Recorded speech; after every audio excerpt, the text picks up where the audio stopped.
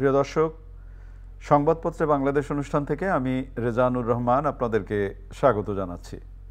বিভিন্ন জাতীয় দৈনিকে প্রকাশিত খবরের বিশ্লেষণ নিয়ে আমাদের আজকের এই অনুষ্ঠানে অতিথি হিসেবে উপস্থিত আছেন সিনিয়র সাংবাদিক, আমাদের অনেক প্রিয় মানুষ আব্দুল জলিল ভূঁইয়া। স্বাগত আপনাকে অনুষ্ঠানে। পত্রপত্রিকায় প্রকাশিত কয়েকটা গুরুত্বপূর্ণ শিরোনাম আপনাকে আমি পড়ে শোনাই, তারপর আমরা আলোচনায় যেতে চাই। প্রথম আলো, চীনের ব্যবসায়ীদের প্রতি বিনিয়োগের আহ্বান মাননীয় প্রধানমন্ত্রীর। চাকরির প্রশ্নপত্র ফাঁসে তারা জড়িত জানত পিএসসি। সারা দেশে সকাল থেকে সূর্যাস্ত পর্যন্ত আজ বাংলা ব্লকেড। যুগান্তর, কোটা সংস্কার আন্দোলনে আজকের কর্মসূচি সকাল সন্ধ্যা বাংলা ব্লকেড। চীনা ব্যবসায়ীদের প্রধানমন্ত্রী, বাংলাদেশে বিনিয়োগের এখন উপযুক্ত সময়। যুক্তরাজ্যের নগরমন্ত্রী হলেন টিউলিপ সিদ্দিক। সমকালের শিরোনাম, চক্রের গুরু আবেদকে প্রশ্ন দিতেন সাজেদুল, পিএসসির প্রশ্ন ফাঁস। উচ্চ আদালতের দিকে তাকিয়ে সবাই, কোটা প্রশ্নে আপিল শুনানি আজ। কালের কণ্ঠ, প্রশ্ন ফাঁস চক্রের সবাই কোটিপতি, পিএসসির নিয়োগ পরীক্ষা। বাংলাদেশে বিনিয়োগের এখনই সময়, চীনা ব্যবসায়ীদের প্রতি প্রধানমন্ত্রী। দৈনিক ইত্তেফাক, শিল্প খাতের সংকট গভীর হচ্ছে, আবেদের হাত ধরে অনেকেই বিসিএস ক্যাডার, পিএসসির প্রশ্নপত্র ফাঁস। বাংলাদেশ প্রতিদিন, আবেদ আলীদের স্বীকারোক্তি, প্রশ্নফাঁস কেলেঙ্কারিতে কারাগারে 17, পলাতক 14, ব্যাংক হিসাব ফ্রিজ 3 জনের, 5 জনকে বরখাস্ত, পিএসসির তদন্ত কমিটি। বাংলাদেশ চীন হাত মেলালে বিশাল কিছু অর্জন সম্ভব। মানব জমিন, প্রশ্নফাঁসের সম্পদের পাহাড় আবেদ আলী চক্রের। চট্টগ্রামে পুলিশ কর্মকর্তা স্ত্রীকে কিনে দেন 5 জাহাজ। খবরের কাগজের শিরোনাম, পিএসসির প্রশ্নফাঁসে তোলপাড়। বেইজিংয়ে আজ শেখ হাসিনা শি জিনপিং শীর্ষ বৈঠক, বাংলাদেশে বিনিয়োগ করুন। দৈনিক বাংলা, বাংলাদেশে বিনিয়োগের এখনই উপযুক্ত সময়, প্রধানমন্ত্রী বলেছেন। গাড়ি চালক আবেদ সহ 7 জনের দায় স্বীকার, গ্রেপ্তার 17 জনকে কারাগারে, পিএসসির প্রশ্নপত্র ফাঁস। সময়ের আলোর শিরোনাম, কার সাথে লিবিয়ায় জনশক্তি রপ্তানি, বেসরকারি খাতে 16 সমঝোতা। জয় দিন, বাংলাদেশে বিনিয়োগের এখনও উপযুক্ত সময়, চীনা ব্যবসায়ীদের প্রধানমন্ত্রী। আজ সকাল সন্ধ্যা অবরোধের ঘোষণা, কোটা আন্দোলন। জনকণ্ঠ, 7 জনের দায় স্বীকার, পিএসসির প্রশ্ন ফাঁসে 3 সদস্যের তদন্ত কমিটি। আপনি শিরোনাম শুনলেন। আমাদের এরকম খবর নিয়ে আলোচনা করতে হয় যে প্রশ্ন ফাঁস, এবং একটি চমৎকার প্রসঙ্গ উঠেছে এখানে। আবেদের হাত ধরে অনেকেই বিসিএস ক্যাডার, মানে ইনি যেভাবে প্রশ্ন ফাঁস করতেন এবং যারা এই প্রশ্ন কিনে বিসিএস পরীক্ষা দিয়েছেন তারা অনেকেই এখন পাশ করেছেন। তো প্রশ্নটা উঠেছে, এই বিসিএস ক্যাডারদের কি হবে? এবং যারা এই যে জড়িত হলেন, পিএসসি জানতো, প্রথম আলোর শিরোনাম, চাকরির প্রশ্নপত্র ফাঁসে তারা জড়িত জানতো পিএসসি। যদি জানতোই তাহলে মানলো না কেন? দেখেন, এই যে আমরা আলোচনা করছি এমন একটা বিষয় নিয়ে, একসময় ছাত্ররা নকল করত, নকলের মহোৎসব ছিল। এই ধরনের খবরগুলি বাচ্চারা করে, আমরা মেনে নিই এটাকে কিভাবে প্রতিরোধ করা যায়, শিক্ষাটাকে কিভাবে জায়গায় ফিরিয়ে আনা যায়, এই সমস্ত নিয়ে আমরা আলাপ আলোচনা করতাম। বাবা মা খুব উৎকণ্ঠিত ছিল।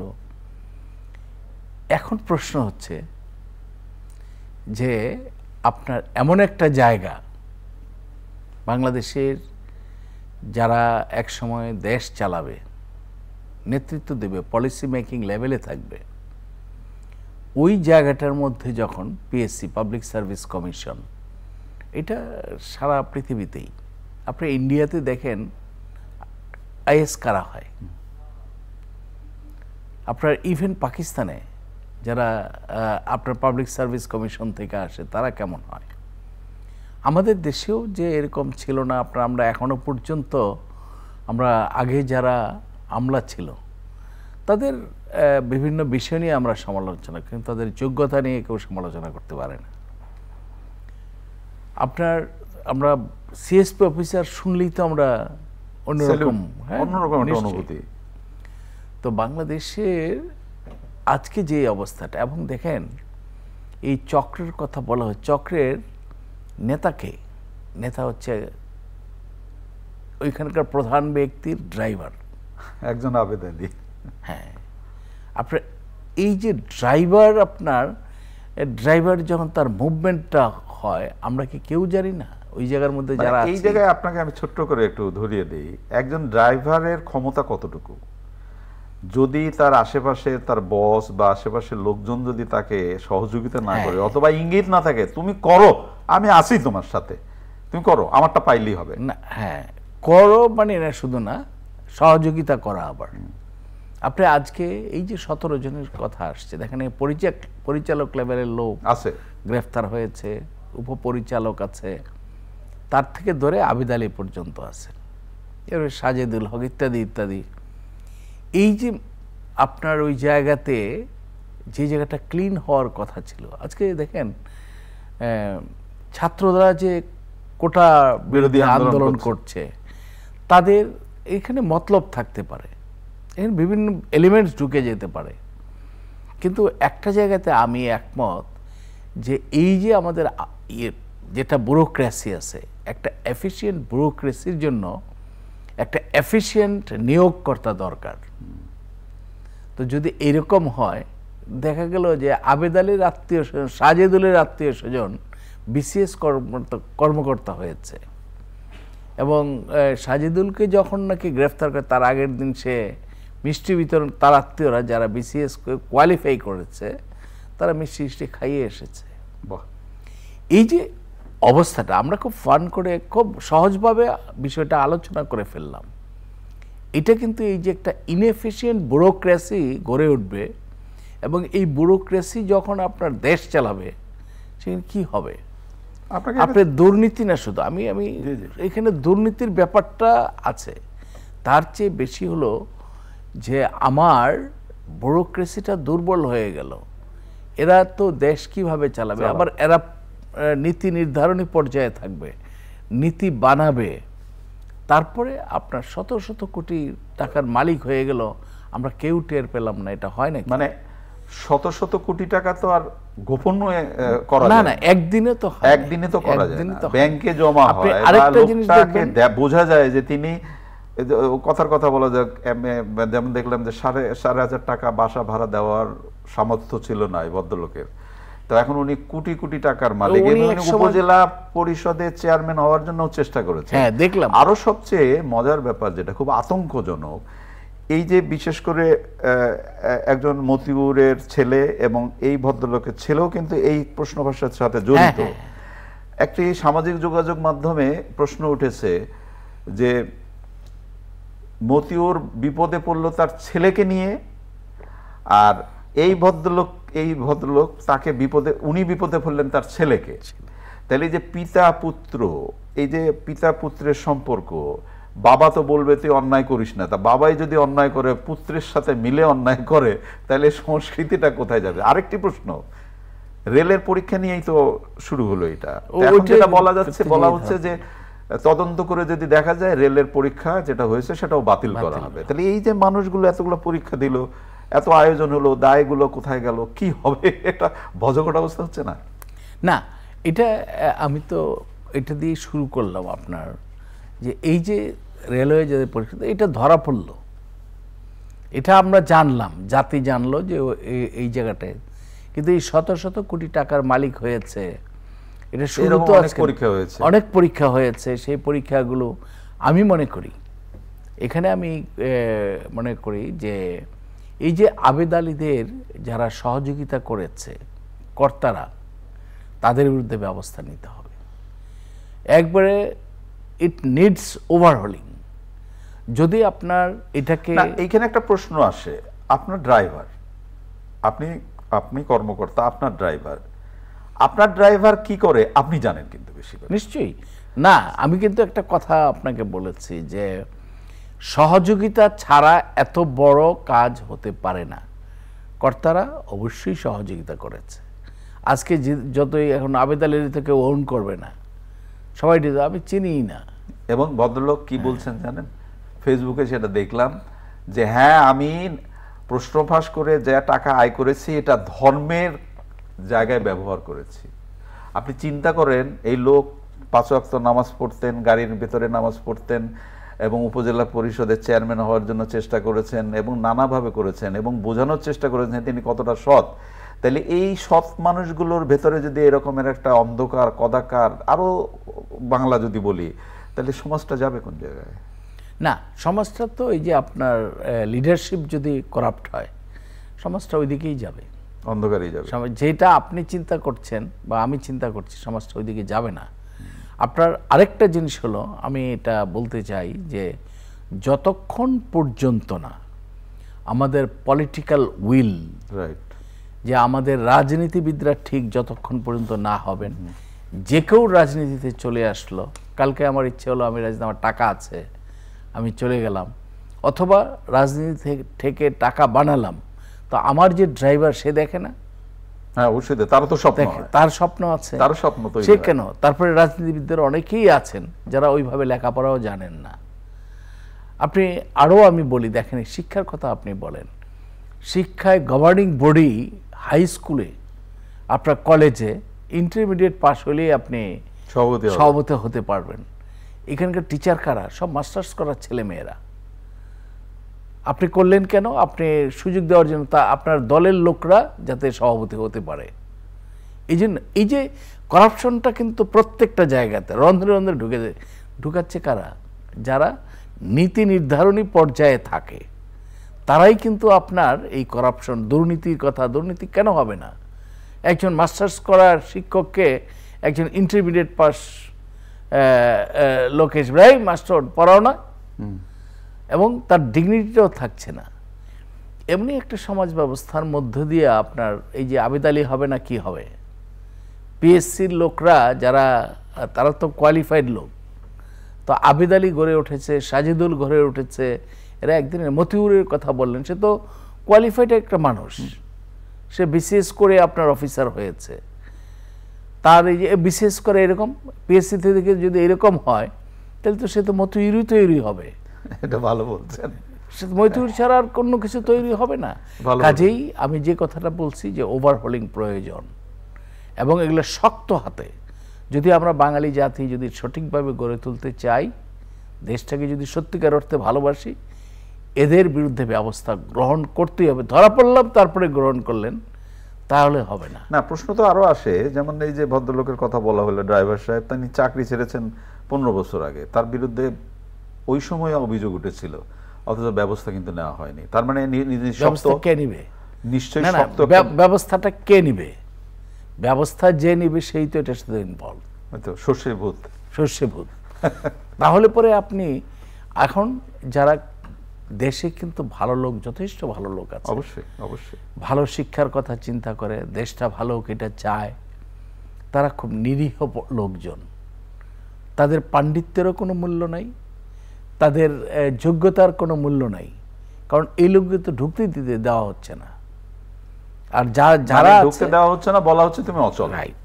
এই মতিউররা আপনার এই বিসিএস যেটা হয় পরীক্ষা, পিএসসির কথা বলছে, পিএসসিতে যদি মতিউর প্রডিউস করে, এটা একটা কারখানাটা, এই কারখানায় যদি মতিউর প্রডিউস করে দেয়, আমার সব কিছু মতিউরই হবে, কেন হবে না? না, যদিও আমরা এই আলোচনাগুলো যখন করি, তখন আলোচনাগুলো বুকের ভেতরটা মোচড় দেয় যে না, এই ধরনের আলোচনা আমরা আসলে করতে চাই না।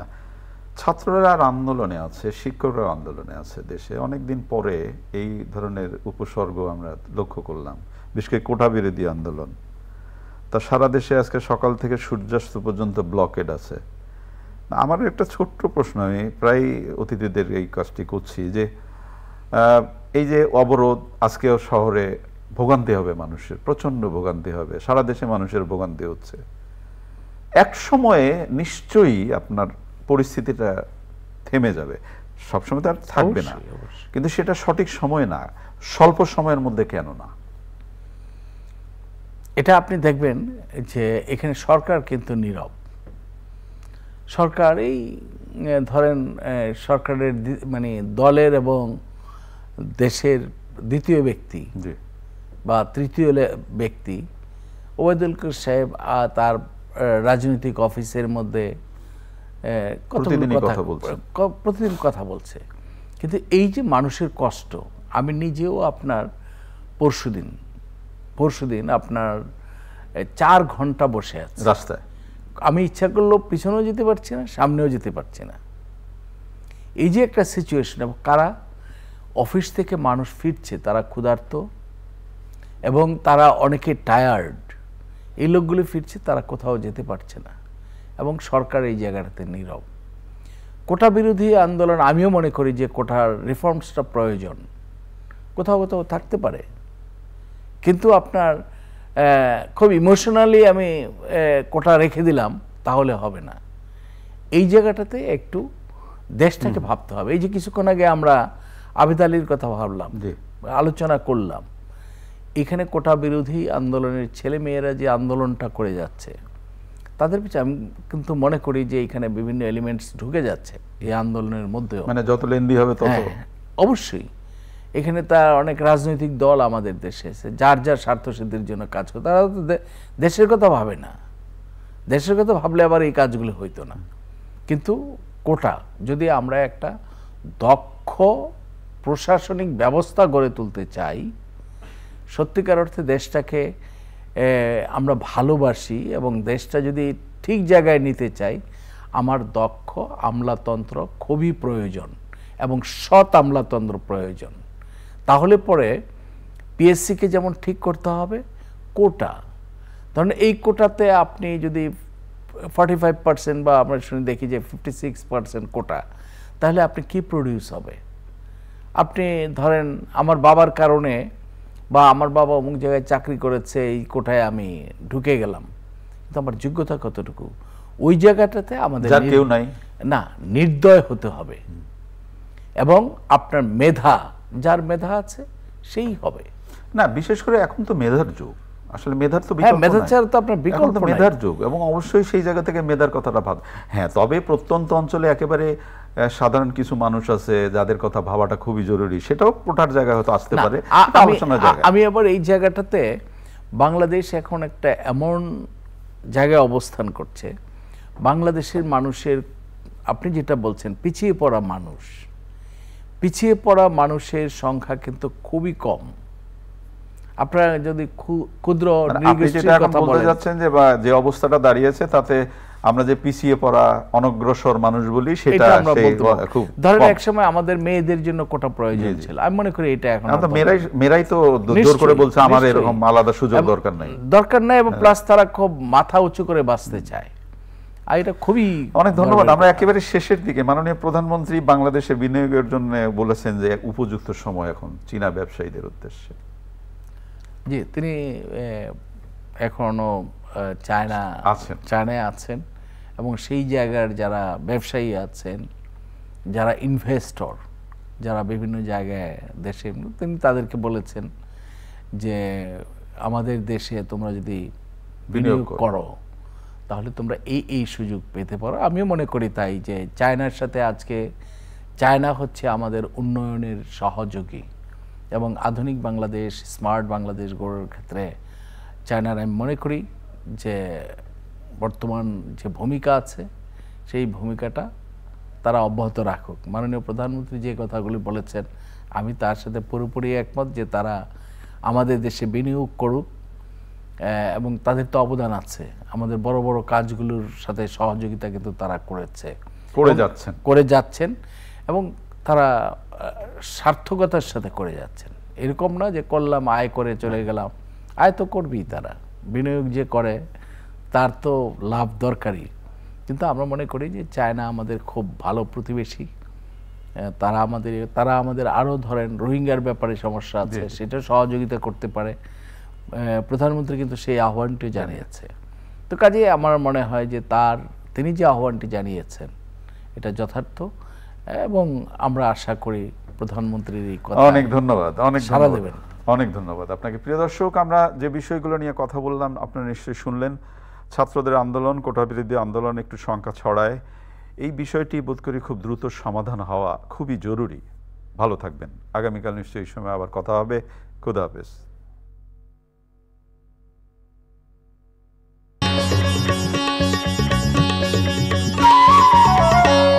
আপনারা দেখছেন চ্যানেল আই। প্রিয় দর্শক, এখন আপনারা দেখবেন সাম্প্রতিক বিষয় নিয়ে মুক্ত আলোচনা।